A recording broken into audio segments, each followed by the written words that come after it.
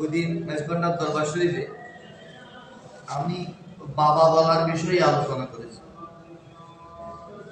আপনারা ফেসবুকের মাধ্যমে শুনেছেন হয়তো অনেকেই। ওহাবিরা জামাতিরা বলে থাকে নিজের বাবা ছাড়া অন্য কাউকে বাবা বললে সে জাহান্নামী। নাউযুবিল্লাহ। এটার বিষয়ে আলোচনা করেছিলাম। এটা সেদিন আলোচনা হয়েছে, এটা ফেসবুকের মধ্যে লেখার মধ্যে বক্তব্য আছে।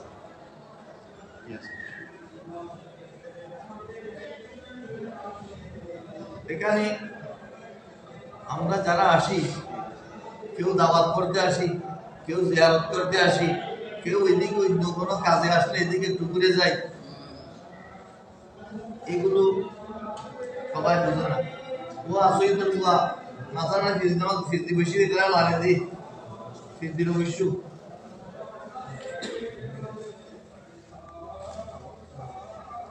এই যে বললাম ওনার বেলায়তী শক্তি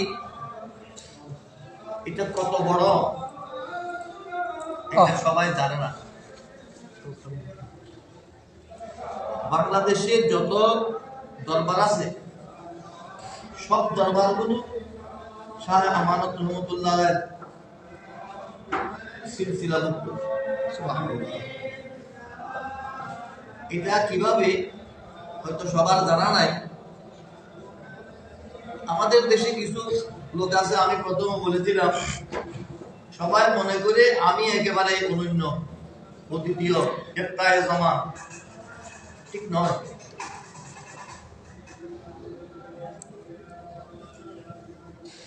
খেদমত আমি করতেছি সেটা নয়, প্রত্যেকেই কিছু না কিছু খেদমত করতেছেন। একজন মসজিদের মুয়াজ্জিন সেও কিছু খেদমত করতেছে, একজন ফুরকানিয়ার শিক্ষক সেও খেদমত করতেছে, একজন মাদ্রাসার মুহাদ্দিস তিনিও খেদমত করতেছেন।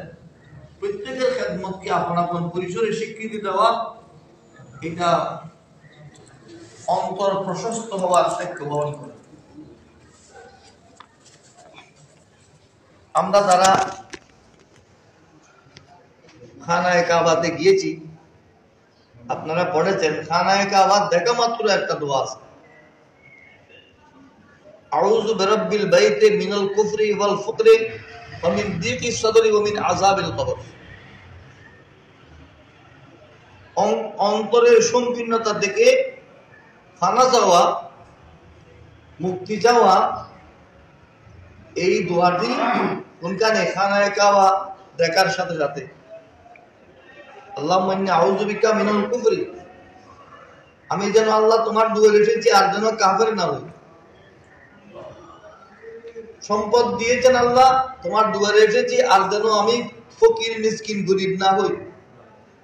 আমার অন্তর যেন সংকীর্ণ না হয়, আর আমি যেমন কবর আযাব থেকে মুক্তি পাই।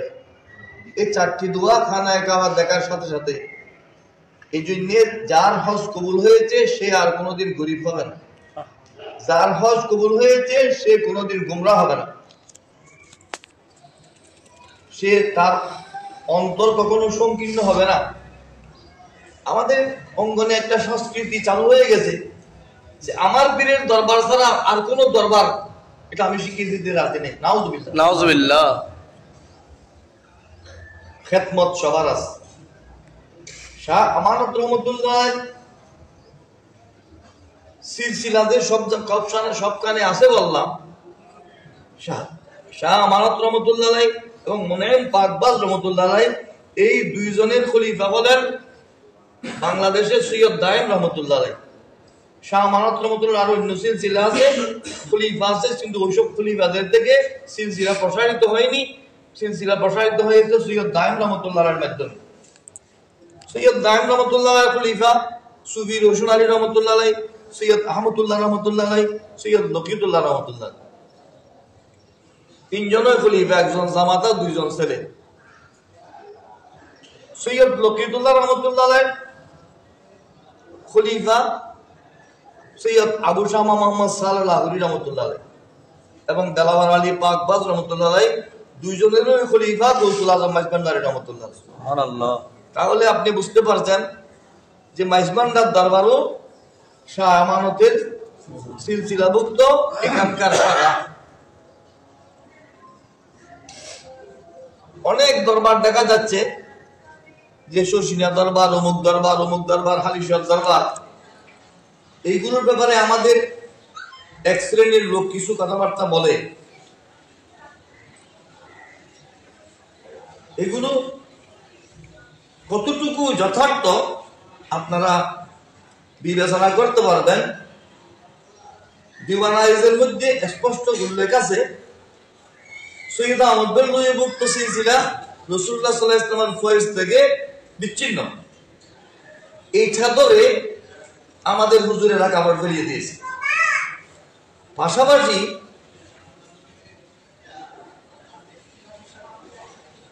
যে নূর মোহাম্মদ নিজামপুরী রহমতুল্লাহ আলাইহি, নূর মোহাম্মদ নিজামপুরী রহমতুল্লাহর প্রশংসায় শের বাংলা রহমতুল্লাহ দিওয়ান আজিজে মন্তব্য লিখেছেন।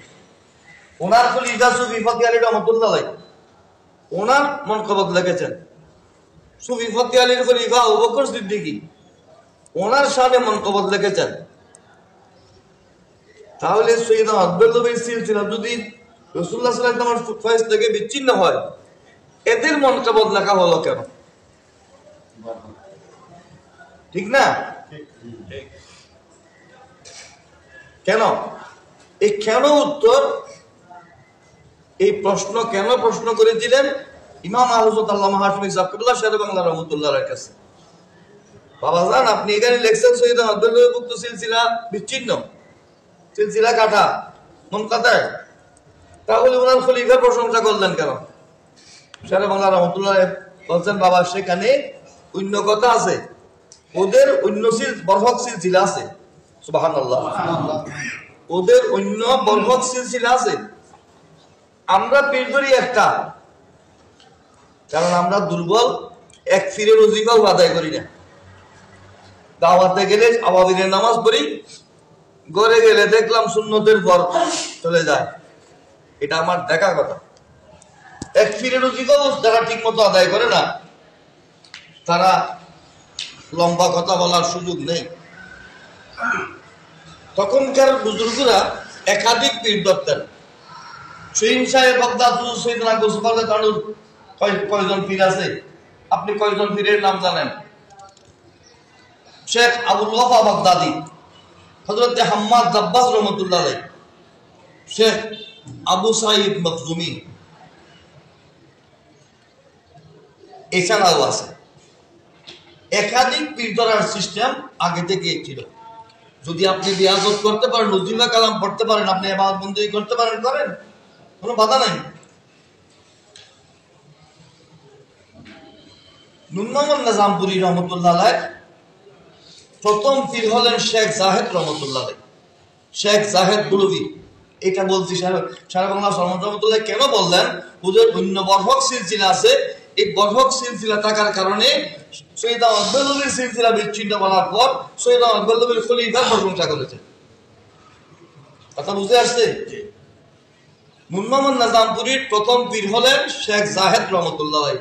ওনার মাজার নোয়াখালী বলুয়া, বলুয়া নোয়াখালী বলুয়া। শেখ জাহেদের পীর হলেন সৈয়দ জাহিদ রহমতুল্লাহ আলাইহি, যিনি শাহ আমানত রহমতুল্লাহ আলাইহির খলিফা এবং মুনেম পাকবাজ রহমতুল্লাহ আলাইহির খলিফা। তাহলে বুঝা গেল শাহ আমানতের খলিফার খলিফা শেখ জাহেদ, ওনার খলিফা হলেন নূর মোহাম্মদ নিজামপুরী। এই জন্যই নূর মোহাম্মদ নিজামপুরীর প্রশংসা শের বাংলা রহমতুল্লাহ দিওয়ান আজিজে করেছেন।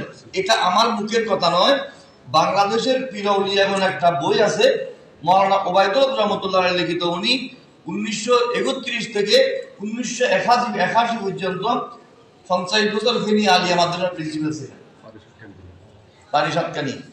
1926 সালে উনি কলিকাতা আলিয়া মাদ্রাসা থেকে সোনার মেডেল নিয়ে কামাল পাস করেছেন। ওনাকে কলিকাতা আলিয়া মাদ্রাসার মুহাদ্দিস হিসেবে নিয়োগ দেওয়া হয়েছিল। ওনার পীর মুর্শিদ কুতুবুল কলকাতা হযরত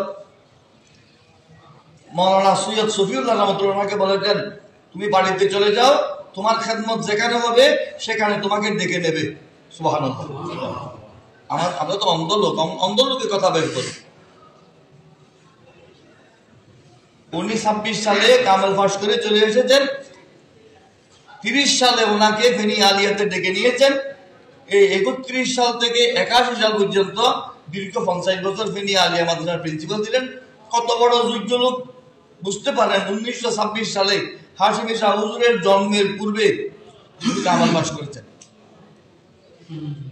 উনি বাংলাদেশের পীর আউলিয়াগণ বইয়ের মধ্যে এসব তথ্য লিখেছেন যে নূর মোহাম্মদ নিজামপুরীর প্রথম পীর হলেন কে? শেখ জাহেদ। শেখ জাহেদের পীর হলেন সৈয়দ দাইম রহমতুল্লাহ আলাইহি। আর সৈয়দ দাইম রহমতুল্লাহ পীর মুর্শিদ শাহ আমানত রহমতুল্লাহ। সুবহানাল্লাহ। তাহলে নূর মোহাম্মদ নিজামপুরীর পরে যারা শশীরাপন্থী, সুরপুরাপন্থী, এরা সবাই নূর মোহাম্মদ নিজামপুরী পীর কোথায় সেটা খোঁজ না নিয়ে সৈয়দ আব্দুল্লাহকে নিয়ে টানাটানি করে। এরাও ভুলের মধ্যে আছে। নূর মোহাম্মদ নিজামপুরীর আসল পীর হলেন শেখ জাহেদ রহমতুল্লাহ।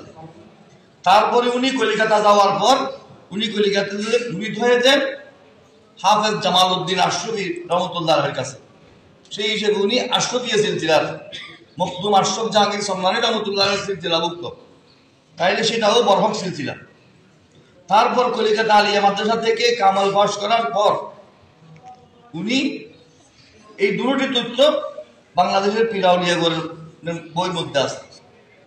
উনি কামাল পাশ করার পর হযরত আব্দুল আজিজ মুহাদ্দিস দেহলভী রহমাতুল্লাহর কাছে গিয়ে উনি সেখানে আবার হাদিস পড়েছেন, ওনার কাছে মুরিদ হয়েছেন, ওনার থেকে খেলাফত লাভ করেছেন। এই কথা লিখতেছেন মাওলানা রিদওয়ানুল হক ইসলামাবাদী নজদি পরিচিতি পুস্তকের মধ্যে। নজদি পরিচিতি পুস্তক এখানে আর কার কাছে আছে কি তা জানি না, জামিয়ার মুহাদ্দিস হাফেজ সুলাইমান আনসারীর কাছে আছে।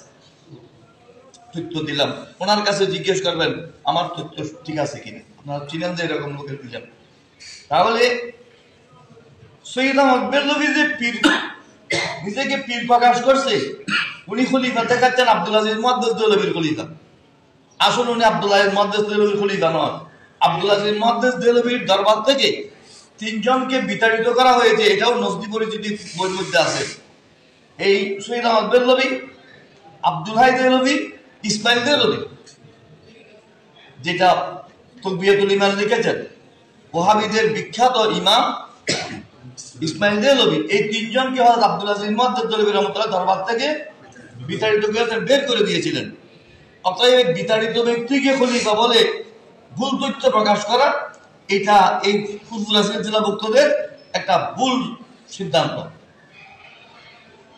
আমি যেগুলো বলছি, যেগুলো এটা মনে হয় লাইভ রেকর্ড করতেছে, এটা নেটে ছাড়ে দেন। কোনো কেউ যদি চ্যালেঞ্জ করে এটা আমার সামনে কথা বলতে পারবে, বই পুস্তক পড়ে বলতে পারবে। তারপর নূর মোহাম্মদ নিজামপুরীর পীর কয়জন হইল এখন? শেখ জাহেদ, হাফেজ জামাল উদ্দিন আশরফি, আব্দুল আজিজ মুহাদ্দিস দেহলভী। সৈয়দ আহমদ বেরলভী যখন মুজাহিদ সংগ্রহ করার জন্য কলিকাতাতে আসলেন, তো মুজাহিদ বাহিনীতে নূর মোহাম্মদ নিজামপুরী যোগ দিয়েছিলেন। নূর মোহাম্মদ নিজামপুরী বড় মুহাদ্দিস ছিলেন, বড় আলেম ছিলেন। চট্টগ্রামের বিখ্যাত মুহাদ্দিসদের মধ্যে নূর মোহাম্মদ নিজামপুরী অন্যতম। একটু জজবার লোক ছিলেন, মুজাহিদ টাইপের লোক ছিলেন। এই জন্য উনি বালাকোটের যুদ্ধে অংশগ্রহণ করেছিলেন। এই বালাকোটের যুদ্ধে যেসব পীর বুজুর্গরা গিয়েছেন, সবগুলোকে সৈয়দ আহমদ বেরলভী গণখেলাফত দিয়েছেন। গণখেলাফত আপনারা যারা আজকে এসেছেন, আমি সবাইকে খেলাফত দিলাম। আপনারা কি আমার খলিফা হয়ে গেলেন? আমার কাছে মুরিদ হয়েছেন? আমি আপনাকে ওজিফা পড়ার তরতিব বাতিয়েছি, আপনি কিভাবে খেলাফত হলেন? নাসির সাহেব খুশি যখন আর খেলাফত পাইলেন। এই গণখেলাফতের খলিফা হলেন নূর মোহাম্মদ নিজামপুরী। সৈয়দ আহমদ বেরলভী সবাইকে, আপনাদের সবাইকে খেলাফত দিলাম। সেই গণখেলাফতের খলিফা হলেন কে? এই কথা কোনখানে আছে? বাংলা আসামের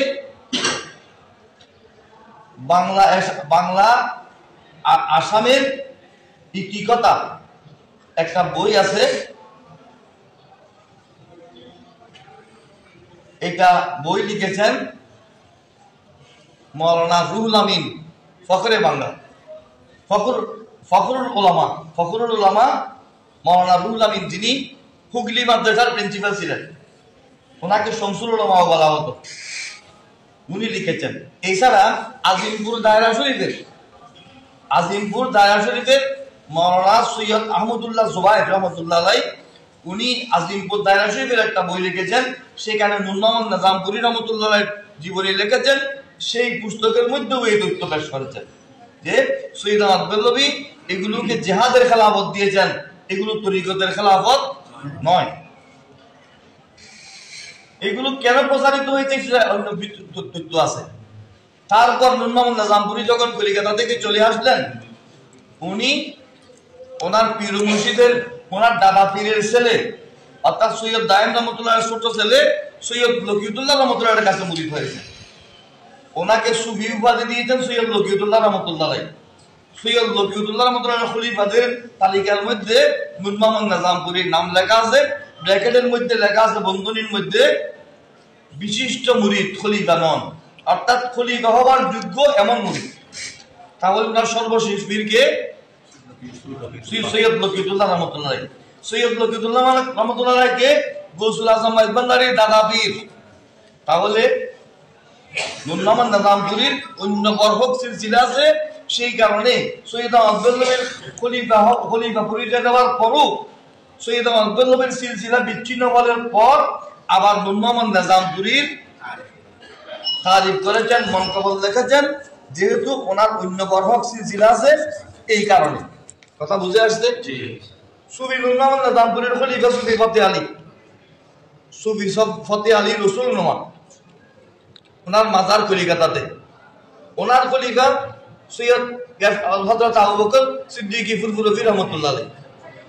ফুরফুরের আবু বকর সিদ্দিক রহমতুল্লাহ আলাইহি খলিফা শশিনার মহান নাসারউদ্দিন রহমতুল্লাহ আলাইহি, নাসারউদ্দিন আহমদ। ওনার খলিফা আবু সালেহ। তাহলে যারা নেসারি লেখে সালেহি লেখে এইগুলোর মূল দ্বারা শাহ আমানতের সিলসিলার সাথে। সুবহানাল্লাহ। তারপর আসেন আপনি হালিশহরের সিলসিলা। হালিশহরের সিলসিলা সুফি ফতে আলীর সুফি ফতে আলী রহমতুল্লাহর খলিফা শামসুল উলামা গোলাম সালমানী। শামসুল উলামা গোলাম সালমানের খলিফা সৈয়দ আব্দুল বারী। সৈয়দ আব্দুল বারীর খলিফা হযরত হামিদ হাসান আলভী আজমগিরি। ওনার খলিফা হাফেজ মনিরউদ্দিন রহমাতুল্লাহ। তাহলে এইগুলো কি শাহ আমানতের সিলসিলা? কথা বুঝে আসছে?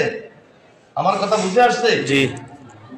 তাহলে এইগুলো যেগুলো আমরা দেখতেছি, যেগুলোকে আমরা এই সেই কথা বলতেছি, আমি মাওলানা মুসিউল্লাহ মির্জাপুরী রহমতুল্লাহ আলাইহি সম্পর্কে একটা প্রবন্ধ লিখেছি। কোন মূর্খ নাকি এটার ব্যাপারে লেখালেখি করতেছে? আরে বেটা, তোর ওস্তাদেরও জানে না, তুই জানোস না? মাইজভান্ডারীদের কি খেদমত আছে জানো? মাওলানা মুসিউল্লাহ মির্জাপুরী আলোচনা আসছে, এখানে মাইজভান্ডারীদের খেদমতের আলোচনা এসেছে। বাংলাদেশে হাদিস চর্চা কে শুরু করেছে? কি দারুল উলুম থেকে, জামিয়া থেকে, ওয়াজিদিয়া থেকে, সুন্নতি থেকে? এগুলোর অস্তিত্ব হয় নাই। বাংলাদেশে হাদিস চর্চা শুরু হয়েছে 700 হিজরি, অর্থাৎ 600 হিজরির শেষ ভাগে, 700 হিজরির প্রথম ভাগে।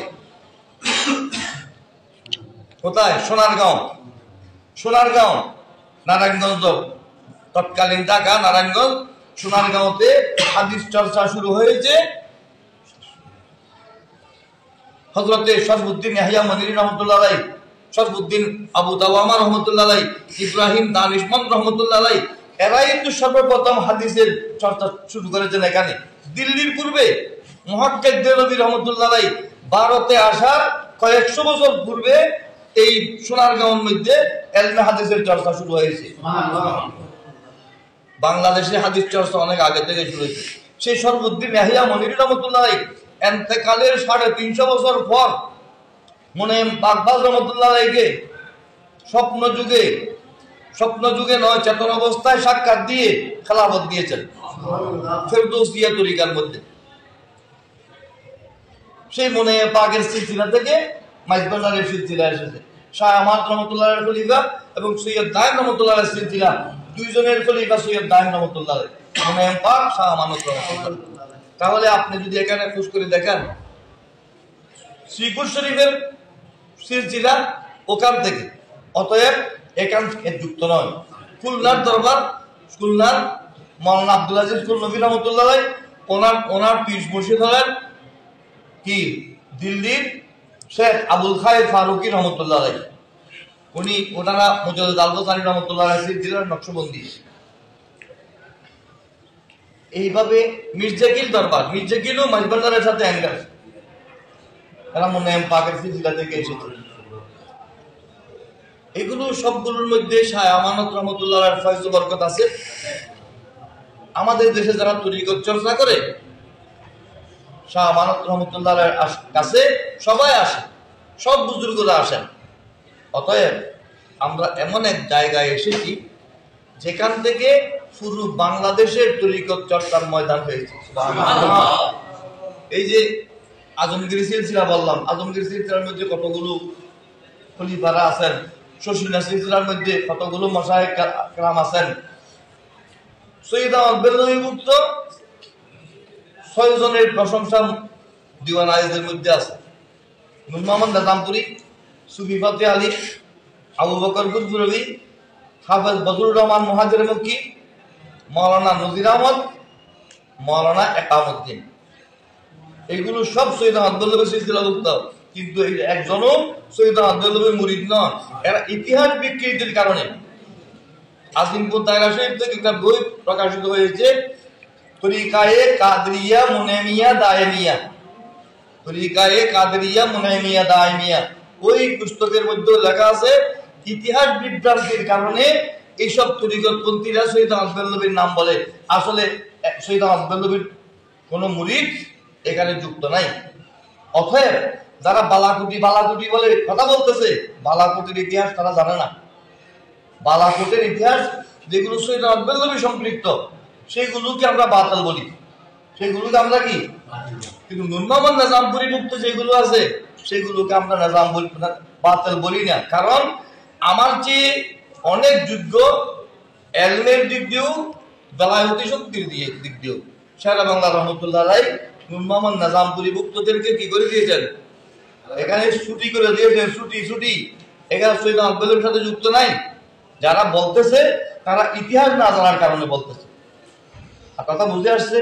অতএব এইসব সিলসিলাগুলো এগুলো শেরে বাংলা রহমতুল্লাহর তথ্য মতে এগুলো সবগুলো কি বরহক সিলসিলা। এগুলো কি বরহক সিলসিলা।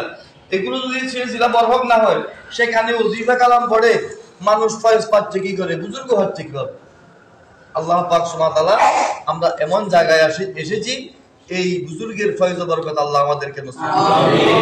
এই যে মাওলানা সালাউদ্দিনের দাদার বাপ অর্থাৎ পরদাদা মাওলানা সৈয়দ এজাজুল্লাহ রহমতুল্লাহ আলাইহি, উনি গৌসুল আজম মাইজবান্ডারির খলিফা, উনি চরমদ্বীপের মাওলানা ওসিউর রহমান ফারুকি রহমতুল্লাহ আলাইহির খলিফা।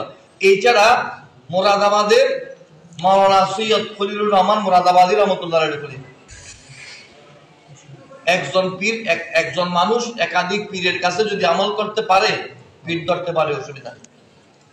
আল্লাহ পাক সুবহানাহু ওয়া তাআলা আমাদেরকে এইসব বিভ্রান্তিতে যেন পথভ্রষ্ট না হই সেই তৌফিক দান করুন। আমিন।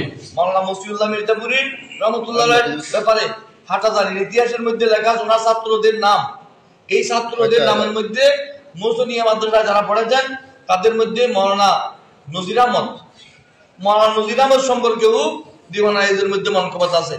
উনিও সৈয়দ আহমদ বেলনভী ভুক্ত দেখাচ্ছে, ওরা দেখাইলেও আসলে সৈয়দ আহমদ বেলনভী ভুক্ত নয়, নূর মোহাম্মদ নিজামপুরী ভুক্ত। নূর মোহাম্মদ নিজামপুরী ভুক্ত হলে এটা মুনাইমি, এটা মুনাইমি। ওরা তরিকায়ে কাদরিয়া মুনাইমিয়া দাইমিয়া, তরিকায়ে কাদরিয়া আমানতিয়া।